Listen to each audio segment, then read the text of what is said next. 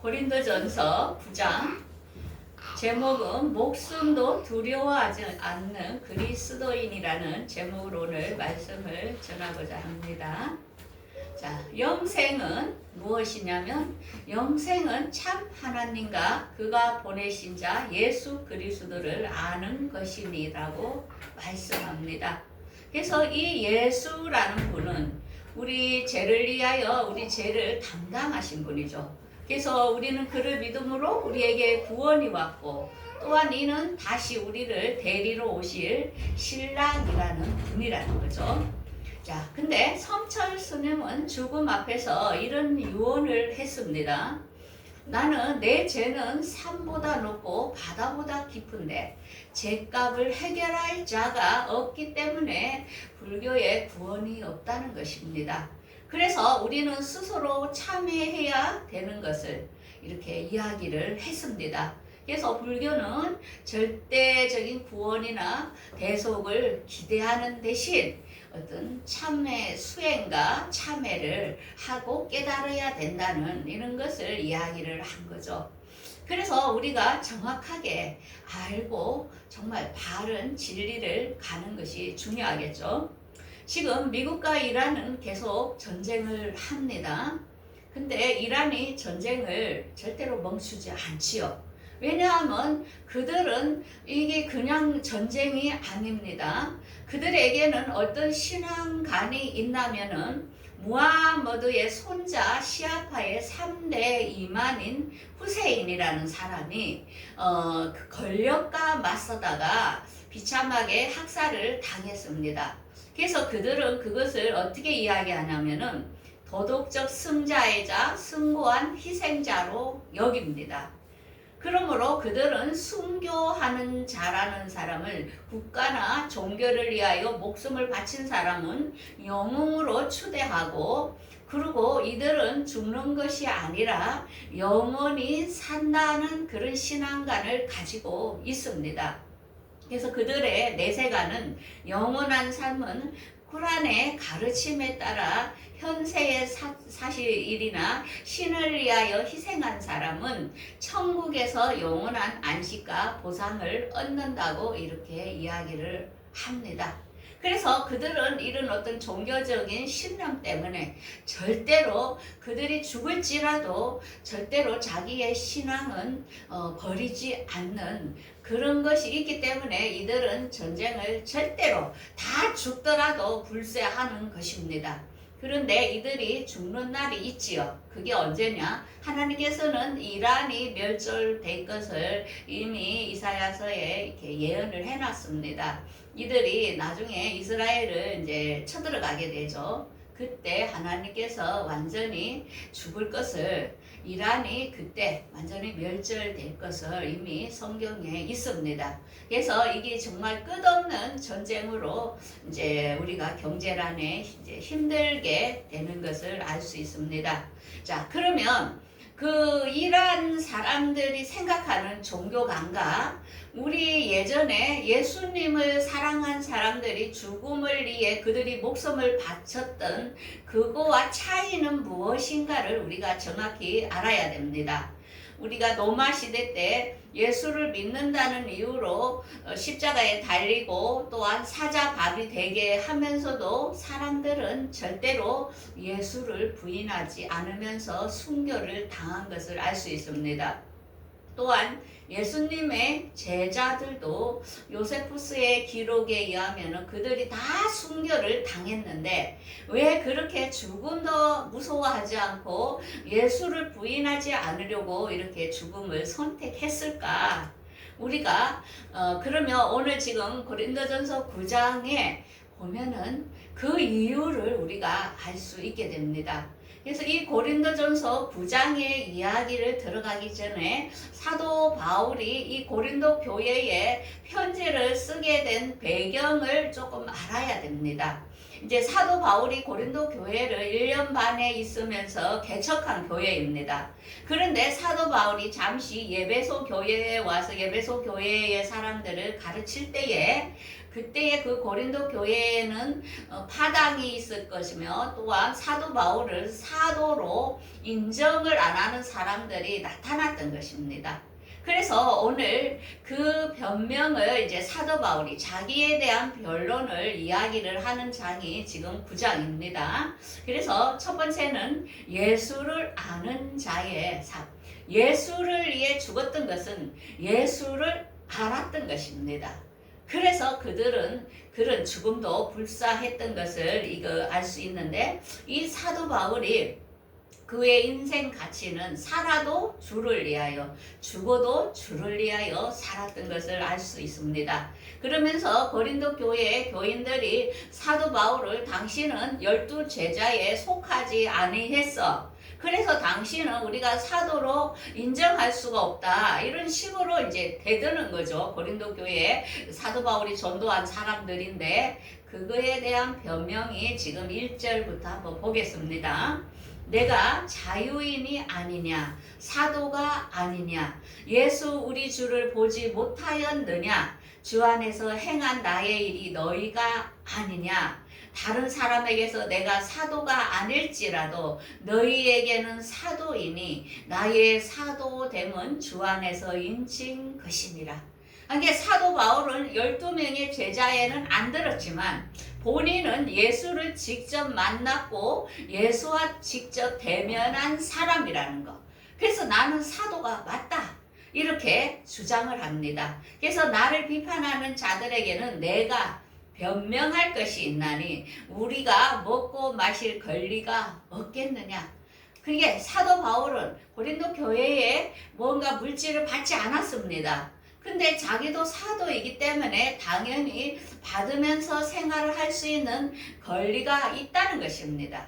그렇지만 본인은 그 권리를 사용하지 않았다는 것을 이야기합니다. 그러면서 5절에 이렇게 이야기하죠. 게바와 같이 믿음에 자매된 아내를 데리고 달릴 권리가 없겠느냐.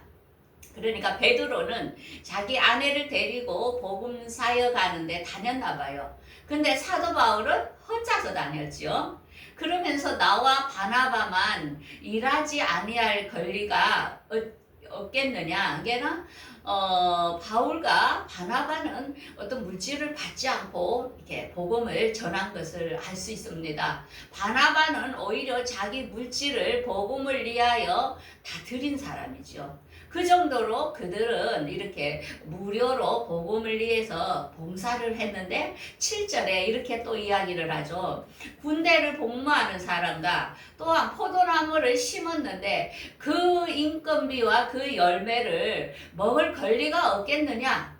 그러면 양떼를 치는 자는 그 양떼로 통하여 젖을 먹을 권리가 없겠느냐. 이제 이렇게 이야기를 하는 것입니다.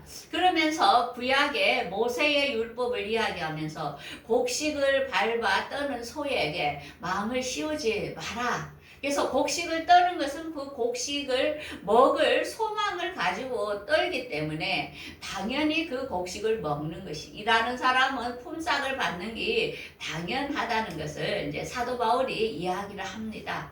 그렇지만 나는 다른 이들과 같이 이런 권리를 가졌지만 내가 범사에 이 권리를 포기하고 범사에 참는 이유는 그리스도의 복음에 아무 장애가 없게 하려 함이라는 것입니다. 그래서 어떤 물질 때문에 내가 어떤 복음을 전하는 데에 당신들에게 조금이라도 피해를 준다면 그것에 그런 장애가 없도록 하기 위하여 자기는 아무것도 받지 않고 자비량으로 그가 복음을 전한 것을 알 수 있습니다. 그러면서 성전에서 일하는 사람은 성전에서 나는 것을 먹어야 되지만은, 그렇지만은 복음도 전하는 사람도 복음으로 통하여 살아야 되는 게 맞다 하는 것을, 걔가 복음을 전하도 당연한 그런 싹을 생활비를 받아야 되는 게 정당하다는 것을 이야기를 합니다. 근데 사도 바울은 이 모든 것을 자기는 안 했다는 것입니다. 그러니까 자기가 어떤 싹도 안 받고 수고비도 안 받고 이러니까 사람들은 사도 바울은 사도가 아니라 그래. 그 사람은 예수님의 12제자에 속하지 않아. 이런 식으로 아마 멸시를 하니까 사도 바울이 얼마나 좀 화가 났겠습니까? 그런데 이 사도 바울이 이야기를 합니다. 왜냐하면 그는 예수 그리스도의 종으로 부르심을 받은 자다. 나는 복음을 위하여 예수님께서 직접 나를 불렀다. 이렇게 이야기를 합니다.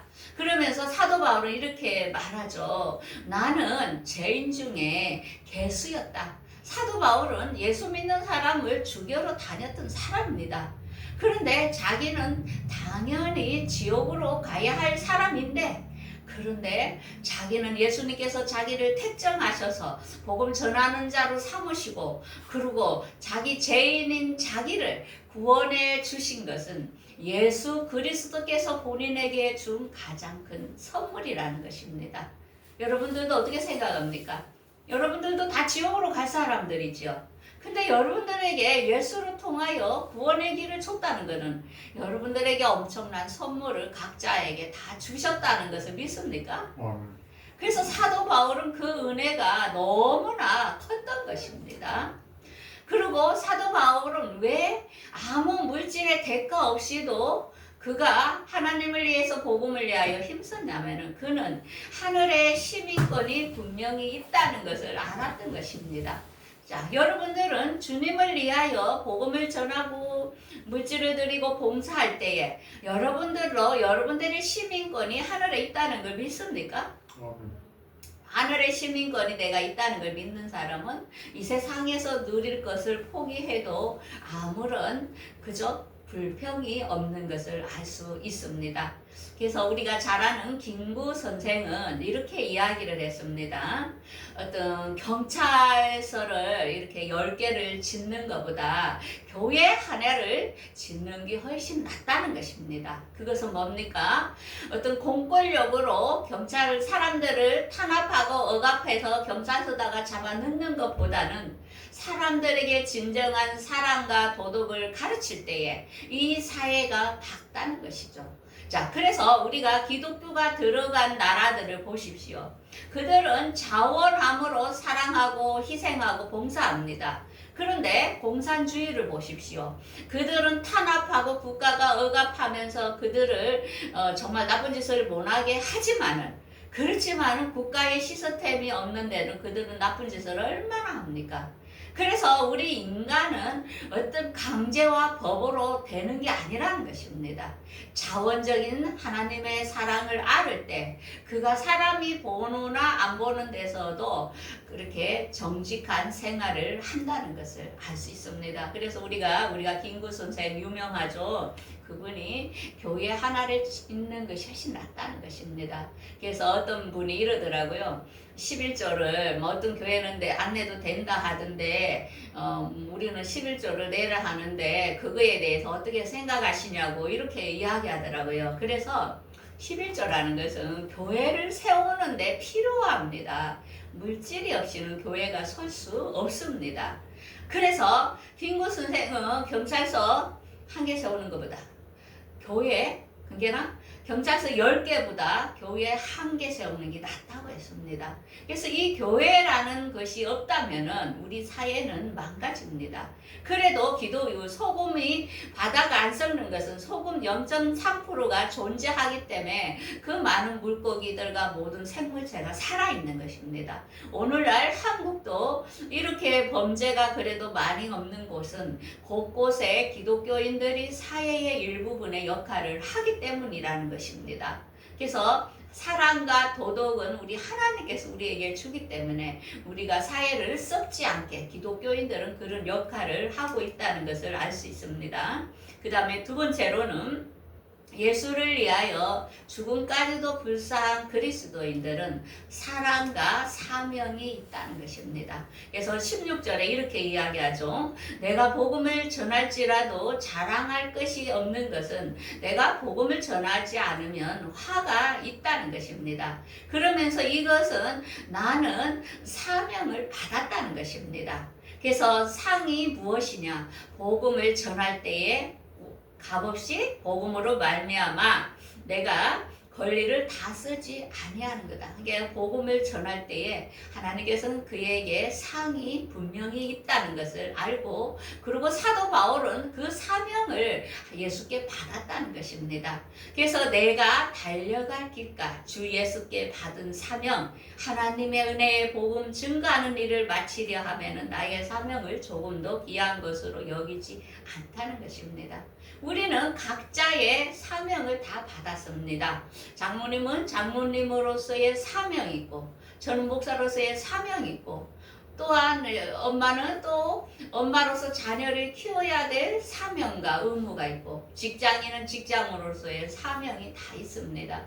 그래서 이런 사명들을 우리가 다 이행할 때에 이 사회는 안정되고 하늘나라가 곳곳에서 임하는 것입니다.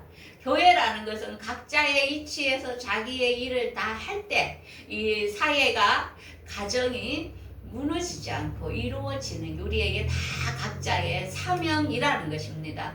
근데 베드로는 어떤 사명을 받았냐면은, 베드로에게 예수님께서 부활하셔서 나타나시면서 뭘 했습니까?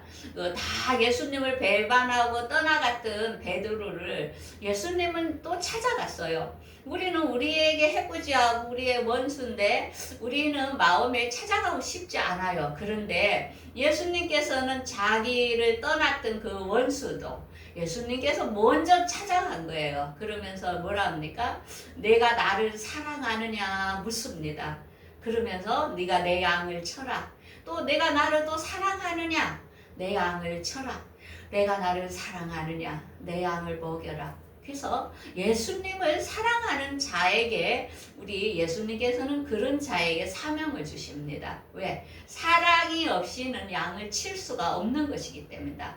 그 부모도 마찬가지입니다. 자녀에게 사랑이 없다면은 고아원에다 갖다 넣어버리지 그걸 기를 수가 없는 것입니다.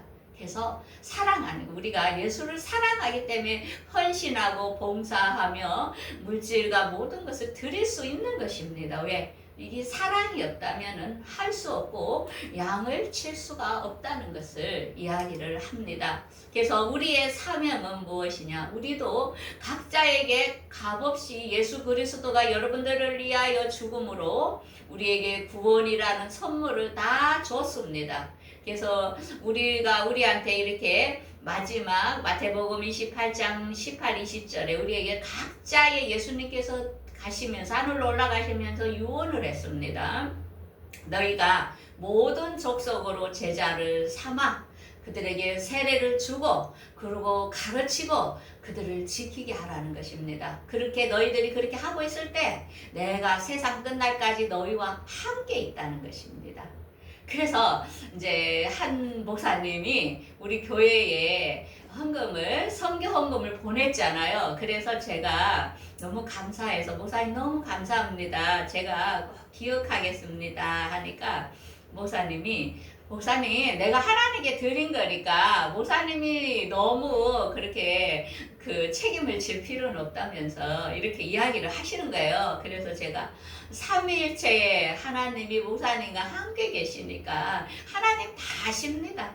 어떤 마음인지 어떤 상태인지 다 아십니다. 그렇게 이야기했죠. 그래서 우리가 하나님을 믿는 우리는 우리 안에 성령님께서 여러분들이 하늘나라 갈 때까지 함께 하시는 것을 절대로 부인하면 안 됩니다. 그래서 우리가 어려울 때, 힘들 때 사람들은 이렇게 이야기해요. 하나님이 뭐하고 있었습니까? 내가 이렇게 힘든데, 이렇게 고통 속에 있는데 하나님 왜 나하고 함께 하지 않았습니까? 절대 그러면 안 됩니다. 우리가 하늘나라에 섰을 때 우리 예수님은 항상 그래요. 네가 힘들 때나 어려울 때 나는 너를 떠나지 않았다고 이야기를 하시는 것을 알 수 있습니다. 그래서 여러분들 나와 함께 하여 주세요 기도를 그렇게 하면 안 되고, 함께 하시는 예수님, 지혜를 주셔서 이 문제에게 깨달음을 주시고 이 문제를 어떻게 해결할지 지혜를 주세요. 이렇게 물어봐야 돼요. 묻는 기도를 해야 되지. 예수님은 절대로 여러분들과 함께 있다는 것을 잊으면 안 됩니다. 그래서 이 모든 힘은 뭐냐? 사랑의 힘인데, 나를 사랑하는 자들이 나의 사랑을 입으며 나를 간절히 찾는 자가 나를 만날 것이라 합니다. 그래서 우리가 예수님을 막 사랑할 때, 하나님을 찾을 때 그분은 여러분들을 만나줍니다. 부모도 마찬가지입니다. 부모를 사랑하고 간절히 원하는 자식에게 더 많은 걸 주고자 원하는 것이 부모의 마음입니다. 또한 사랑도 마찬가지입니다. 자기를 좋아하는 사람에게 더 주려 하지 관심이 없는 사람에게 주지 않는 게 우리가 하나님의 본질이라는 것을 알 수 있습니다. 그래서 여러분들이 사랑을 많이 받으려면 하나님께 기대십시오. 자꾸 이야기하고 찾고 이럴 때 여러분들의 인생은 평탄할 것입니다. 그 다음에 세 번째로는 절제와 소망을 가진다는 것입니다. 그리스도를 위해 목숨을 드리는 사람은 절제할 줄 알고 또한 그들에게는 소망이 있다는 것입니다. 그러면서 19절에 사도 바울은 이렇게 이야기합니다. 내가 모든 사람들에게서 자유하나 그렇지만 모든 사람들을 위하여 종이 되는 것은 모든 사람을 얻고자 합니다. 저도 마찬가지입니다. 제가 살면서 가게를 운영하면서 우리 고객들에게 제가 종처럼 최선을 다해 줍니다. 왜? 내가 그 사람들을 섬기고 그 사람들을 사랑하고 필요를 채워주는 것은 뭡니까? 내가 그리스도인으로서 그들에게 사랑을 실천하고 그리스도에게로 그들을 인도하기 위한 것이죠. 그런데 어제 어떤 권사님이 이런 말을 하더라고요. 어떤 분이 목사가 되었는데 사회복지를 하면서 너무나 부정을 저질렀다는 거예요. 그래서 그걸 저한테 이야기를 하더라고요. 그래서 안 믿는 사람이 그걸 목격하고 엄청 실망하면서 기독교인들에 대하여 엄청 안 좋게 생각을 한다. 이러는 거예요. 그래서 어떤 분들은 이렇게 목사님들 보면은 커피를 마시고 뭐를 하면 우리 같으면 이게 정리를 해주잖아요. 그 사람들이 편리할 수 있도록. 근데 그 사람들은 내가 저 사람보다 많이 배웠고 높다는 이유로 아무 데나 막 어지러나요. 그러면은 그 사람이 주인이 치워줘야 되잖아요. 그래서 우리가 생활하는 모든 면에 있어서 우리가 다른 사람들에게 종이 되는 이유는 그 사람을 전도하기 위한 거예요. 그 사도 바울도 마찬가지입니다. 그는 율법 학자지요. 가말리아 문화에서 공부한 아주 엘리트입니다. 그 사람이 왜 모든 사람들에게 헌신하며 물질로 섬기며 복음을 전하는 일을 했겠습니까? 모든 사람을 얻고자 해서. 그래서 그가 유대인들을 얻고 싶어서 유대인과 같이 되었고, 또한 율법 아래 있는 자 같이 자기가 같이 그들과 같이 이렇게 동참해 주고, 또 약한 자들은 또 약한 자들을 돕는 것은 뭡니까? 그 사람들을 얻기 위해서 그렇게 같은 처지로 내려간 것입니다. 그래서 이제 우리가 뭐 먹는 거나 뭐 할 때도 내가 먹기 싫지만은 그 사람들을 얻기 위해서 그 사람들이 시험에 안 들기 위해서 같이 이렇게 동참해 주는 것을 알 수 있지요. 그래서 이 모든 것은 내가 복음을 모든 사람들에게 행하여 복음에 참여하는 것이다. 그래서 운동장에 다름질하는 사람이 모두 다 달릴지라도 오직 상을 얻는 사람은 한 명인 것 같이 우리가 이 복음에 승리하기 위하여 모든 것을 절제를 한다는 것입니다. 우리가 달리는 데 있어서 모든 것을 막 걸치고 간다면 다름질에서 뒤처지겠죠. 그래서 인생은 우리가 노후가 될수록 무엇을 배우냐면 버리는 법을 배웁니다. 왜? 이 뭐든지 지고 가다가는 피곤해서 자기가 먼저 죽게 되는 거죠. 그래서 우리가 하나님 앞에 가까이 가기 위해서는 우리가 얽매이는 모든 죄와 모든 욕심과 이것을 버리고 절제할 때에 그것에 우리가 승리할 수 있다는 거죠. 아멘. 그래서 우리가 하나님 앞에 이기기를 다투는 자마다 모든 일에 절제를 한다는 것입니다. 그래서 내 몸을 쳐서 복종한 것은 내가 복음을 전한 다음에 내가 오히려 버림을 받을 수 있다는 거죠. 그래서 어떤 사람들은 천국과 지옥을 보고 와서 그 사람들이 죄를 짓는 걸 볼 수 있습니다. 그건 뭡니까? 그들은 그런 유혹에 넘어간 거죠. 하늘나라를 봤는데도, 그렇게 체험을 했는데도 그들이 절제하지 못해서 마지막에 지옥으로 가는 것을 우리가 목격을 합니다. 그래서 우리는 믿음이 없이는 하나님을 기쁘시게 하지 못합니다. 하나님께 나아가는 자는 반드시 그가 계신 것과 또한 그가 자기를 찾는 자들에게 상 주시는 이심을 꼭 믿어야 된다는 것입니다. 아멘. 여러분도 꼭 믿습니까? 아멘. 예.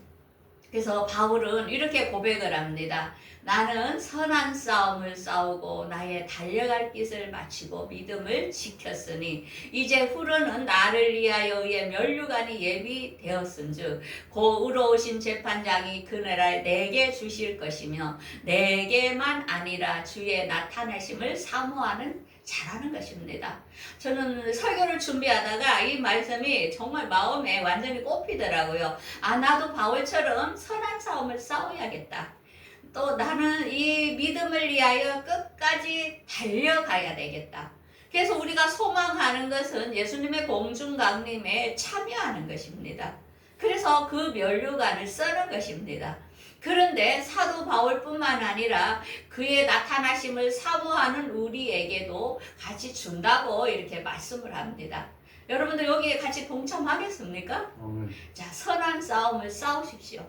끝까지 달려가야 됩니다. 그래서 믿음을 끝까지 지켜야 됩니다. 그래서 이 말씀을 암송하셔서 내 마음에 새겨서 꼭 승리를 해야 됩니다. 그래서 오늘 9장 고린도전서 9장 말씀을 우리가 한번 이렇게 되새겨 보십시오. 안다는 것은 예수를 알아야 됩니다. 우리가 그 이슬람교와 같이 뭐 어떤 전쟁 국가와 또 신을 위하여 싸우면 영생을 얻는다. 이거는 말이 안 되는 겁니다.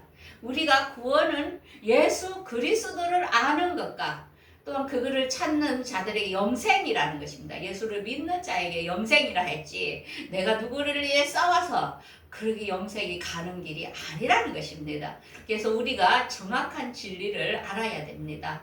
그러면서 우리에게는 예수를 사랑할 때에 우리는 그 사명을 감당할 수가 있고 또한 우리가 그 주님의 나타나실 때에 의의 면류관을 쓰기 위해서 우리가 그 부활에 참여하기 위해서는 절제하고 끝까지 하늘나라의 시민권을 포기하지 않고 갈 때에 여러분들에게 부활의 그 영광이 주어질 수 있다는 것을 알아야 됩니다. 그래서 제일 오늘 핵심은 뭐냐면은 예수님께서 신약 전체에 이게 구약 전체를 보면은 거룩함입니다. 하나님께서는 우리가 거룩함과 합평함이 없이는 주를 보지 못한다 했습니다. 그래서 내 얘기에서도 내가 거룩하니 너희도 거룩할지어다. 구약 전체를 보면은 거룩입니다. 근데 신약 전체에 예수님이 하신 말씀은 사랑입니다. 내가 새 계명을 너희에게 주노니 서로 사랑하라. 내가 너희를 사랑한 것 같이 너희도 서로 사랑을 하는 것입니다.